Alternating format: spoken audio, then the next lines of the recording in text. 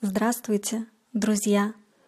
Today we are going to read one story in Russian. Валентина Асеева. Волшебное слово. Маленький старичок с длинной седой бородой сидел на скамейке и зонтиком чертил что-то на песке. «Подвиньтесь», — сказал ему Павлик и присел на край. Старик подвинулся и, взглянув на красное, сердитое лицо мальчика, сказал: «С тобой что-то случилось? Ну и ладно, а вам-то что?»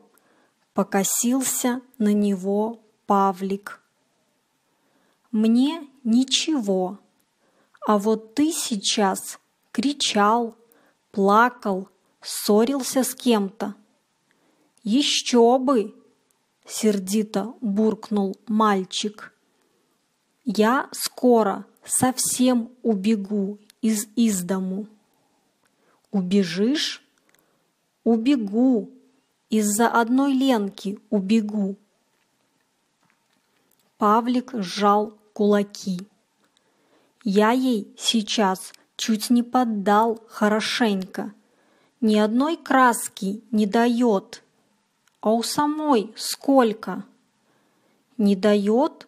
Ну, из-за этого убегать не стоит». «Не только из-за этого. Бабушка за одну морковку из кухни меня прогнала. Прямо тряпкой. Павлик засопел от обиды. «Пустяки», — сказал старик. «Один поругает, другой пожалеет». «Никто меня не жалеет», — крикнул Павлик. «Брат на лодке едет кататься, а меня не берет». Я ему говорю: «Возьми лучше, все равно я от тебя не отстану. Весла утащу, сам в лодку залезу». Павлик стукнул кулаком по скамейке и вдруг замолчал. «Что же не берет тебя брат?» «А почему вы все спрашиваете?» Старик разгладил длинную бороду. «Я хочу тебе помочь. Есть такое волшебное слово». Павлик раскрыл рот. «Я скажу тебе это слово, но помни, говорить его надо тихим голосом, глядя прямо в глаза тому, с кем говоришь. Помни, тихим голосом, глядя прямо в глаза». «А какое слово?» Старик наклонился к самому уху мальчика. Мягкая борода его коснулась Павликовой щеки.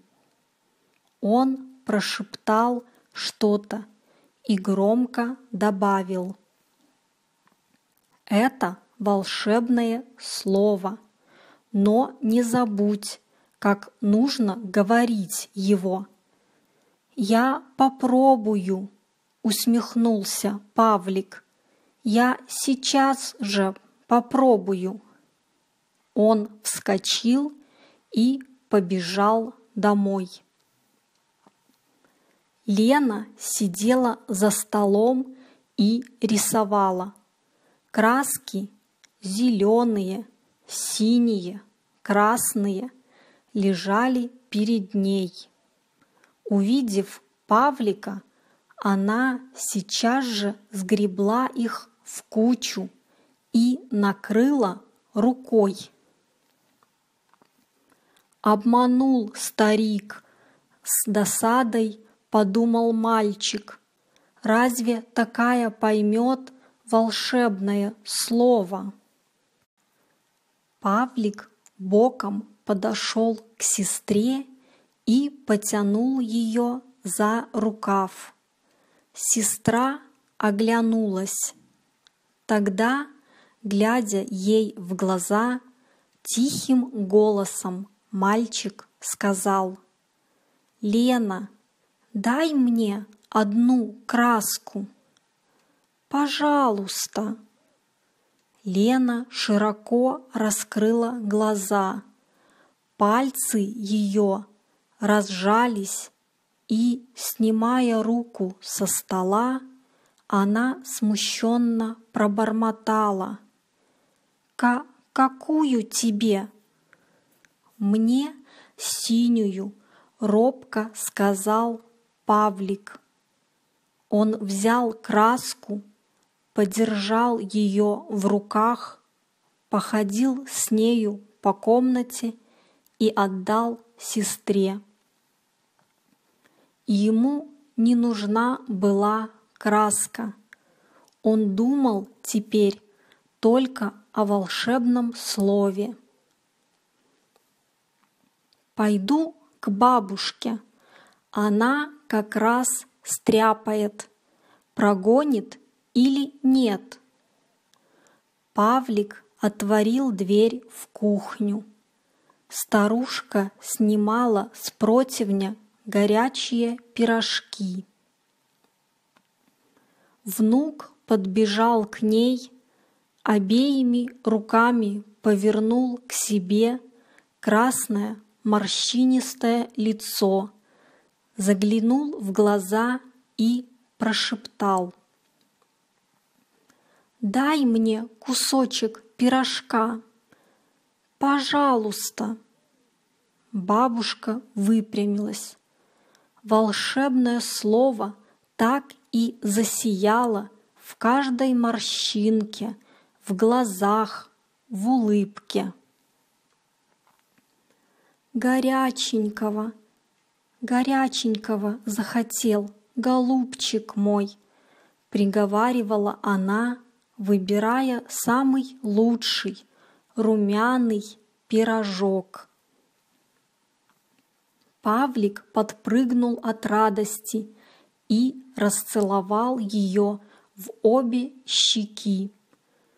«Волшебник, волшебник», — повторял он про себя, вспоминая старика. За обедом Павлик сидел притихший и прислушивался к каждому слову брата. Когда брат сказал, что поедет кататься на лодке, Павлик положил руку на его плечо и тихо попросил: «Возьми меня, пожалуйста». За столом сразу все замолчали. Брат поднял брови и усмехнулся. «Возьми его», — вдруг сказала сестра. «Что тебе стоит?» «Ну, отчего же не взять?» — улыбнулась бабушка. «Конечно, возьми». «Пожалуйста», — повторил Павлик. Брат громко засмеялся, потрепал мальчика по плечу, взъерошил ему волосы. «Эх ты, путешественник! Ну, ладно, собирайся». Помогло, опять помогло. Павлик выскочил из-за стола и побежал на улицу. Но в сквере уже не было старика. Скамейка была пуста, и только на песке остались начерченные зонтиком непонятные знаки. Словарь. Чертил, Чертить — это рисовать. Покосился. Коситься — смотреть на кого-либо не прямо, искоса, смотреть с недоверием, с подозрением. Мне ничего. Здесь в значении «мне нет никакого дела», «мне все равно». Буркнул. Буркнуть — говорить тихо, невнятно и с раздражением, недовольством. Из дому. Это то же самое, что из дома, но из дому — это устаревший оборот. Применяется очень редко, в основном в книжках. Сжал кулаки.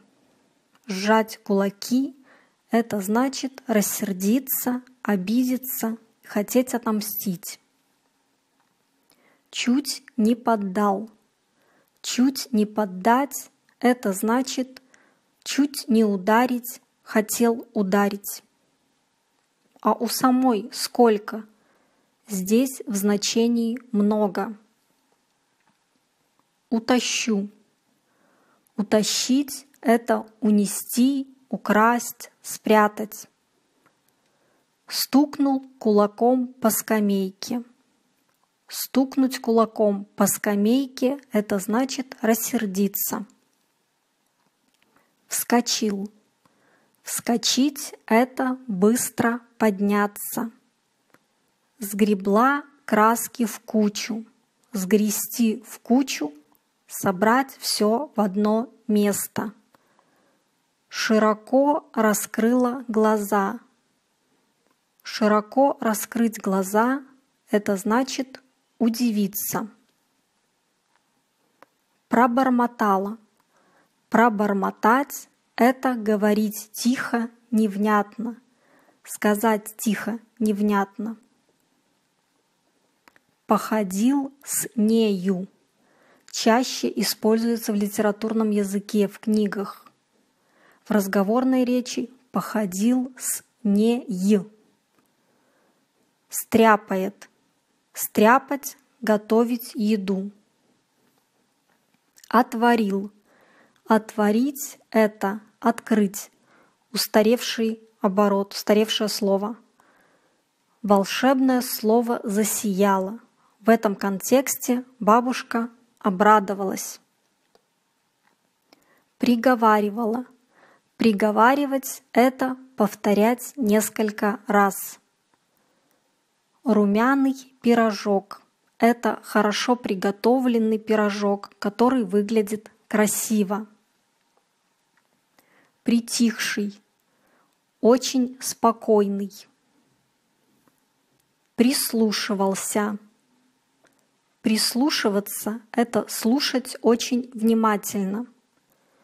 Поднял брови. Поднять брови — это значит удивиться. Что тебе стоит? Это значит, тебе легко это сделать. Потрепал по плечу. Трепать по плечу — это дружеское прикосновение, ободрение. Взъерошил волосы. Взъерошить волосы — растрепать, взлохматить. Можно сказать, что он испортил брату прическу. Выскочил. Выскочить — быстро подняться и побежать. Сквер. Сквер — это парк. Спасибо за внимание. Всем отличного настроения и хорошего дня.